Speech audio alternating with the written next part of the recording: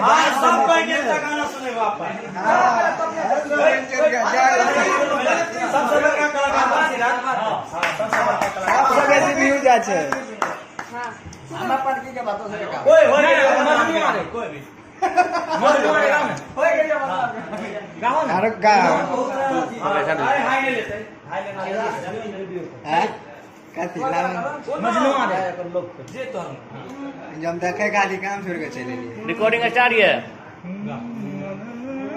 इसके बाद जरूरी स्टूडियो है लिखिए बीच वाला गिरा के ऐसे करना बीच वाला दबाइए ना अगर सटा लग गया ए कतार जो खड़ा हूँ खड़ा रह जाओ नहीं नहीं खड़ा बढ़िया अच्छा लग ले चल सवारियां के गाँव में इसको हाय लेना पूरा ये स्किल से गाना कोई बात नहीं यार ये कितना बढ़िया लगे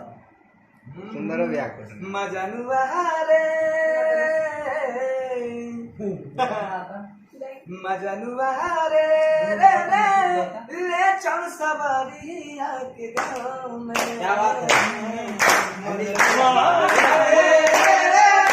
ले चल सवारियां के गाँव में मजनुआ रे ले चल सवारियां के गाँव में बाहे पूरा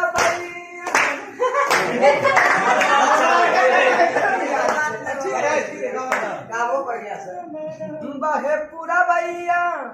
मन लला चावे कहै छियो बिना हिचना भाग में मजनुआ रे ले चल सवारिया के गाँव में मजनुआ रे ले चल सवारिया के गाँव में मजनुआ चल सवारिया के गाँव में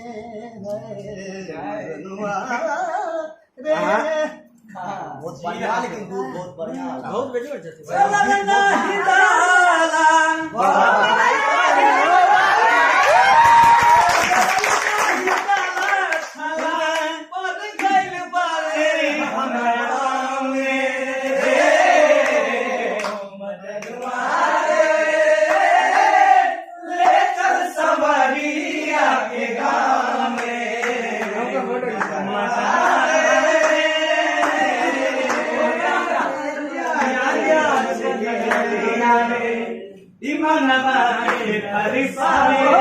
तोरा बिन हम न जीवो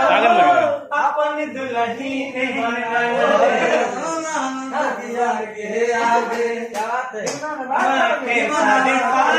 तोरा बिन हम न जीवो अपन दुल्ही ने बना ले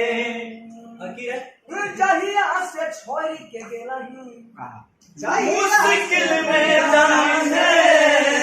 अलग होके जियल जिंदगी हमरे नहीं आसान है अलग होके जियल जिंदगी हमरे नहीं आसान है